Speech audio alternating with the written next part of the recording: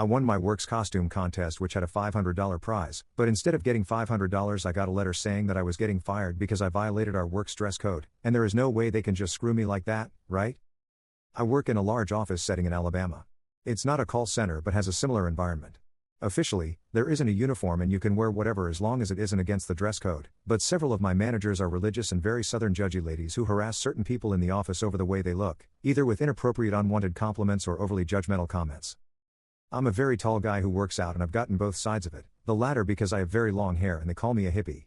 I know a lot of female coworkers who've gotten much worse because of very conservative clothing, and in the time I've worked here I've seen multiple complaints to the HR about comments made to them which have ended in them being fired in the next week. Being harassed over clothing/body stuff is a big topic among my coworkers and it has made for a terrible office environment. On the Glassdoor for our company 75% of the reviews specifically reference this aspect of working here. A few days prior to the 31st, I found out my work was doing a costume contest. I had a somewhat high-effort costume I was reusing from a comic convention, and I decided to wear it again, not really expecting to win. My workplace has over 100 employees and the top prize for winning included $500 in cash and several gift cards. It is worth noting that the costume is not in any way sexual or inappropriate for work, or more specifically from our dress code. If you are curious, the character I dressed up as was Gona Gokuhara, and if you Google him nothing is inappropriate about his design/against our dress code save for being barefoot, and I broke character for that by wearing sandals. The most inappropriate thing I can think of is that there were fake bug toys in the bug box. Virtually no one is our office dressed up, which I wasn't expecting but it made sense.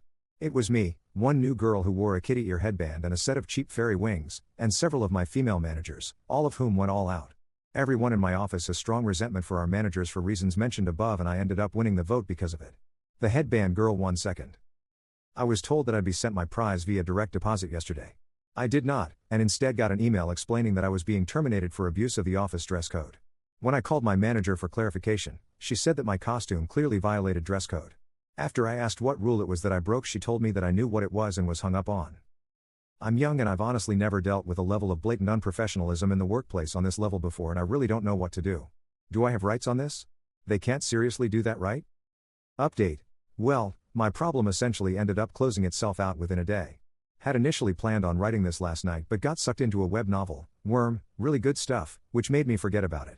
A lot of people had questions about stuff, so to clarify. Our office does have a defined and written dress code, but it is very lax, at least on paper. Things are specifically listed in what we can and cannot wear, and the latter category is made up of very few things, beyond explicit stuff. As I said, I do not work in a call center, just a similar environment, specifically an audio transcriptionist service. We listen to audio calls and type them out, and we use foot pedals the entire time, where taking off your shoes at your desk is strongly encouraged to make it easy. Because of this, many people wear sandals regularly and no footwear is listed in the dress code at all. I did wear sandals as Gonta but I always wore those at work. If you brought dress shoes or heels to my job and wore them, I actually think it would make it impossible if not give you an injury. And my suit actually stood out quite a bit because basically no guys dress that formally ever.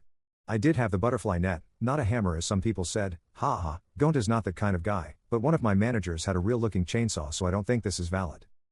I told them my name was Gonta and explained the character a bit but don't think my managers or anyone looked it up and saw Killing Game, as several people had guessed. In the email ranking thing I got I was listed as Happy Bug Scientist, so I severely doubt this is what happened. Very soon after my initial post, a friend I'd told about what happened had his father call me, a guy who owns a mid-sized business in another part of town. We spoke for a while about what happened and my prior experiences and he ended hiring me. It's a much nicer and considerably better well-paying job than my last one, and my bosses don't seem to be crazy, so I'm happy. Glassdoor reviews aren't scary, either. I was still a bit salty over the $500, and I had planned on maybe finding out if there was a way to report them for holding a fraudulent contest or something even if I had little recourse on the job, but one of my managers actually ended up passing away after a car accident and another who was with her is in the hospital under critical condition, last I'm told, and has apparently suffered some brain damage. Obviously I wasn't on good terms with them but I didn't want that to happen. Pursuing the money at this point seems in bad taste so I've decided to let it go. She wasn't nice to me but hopefully my second manager ends up being as fine as she can be given the circumstances. Thank you again for the legal advice and empathy helped me through this, even if things just sort of ended up happening themselves. Workers' rights do seem to be pretty screwed up in this country though, haha.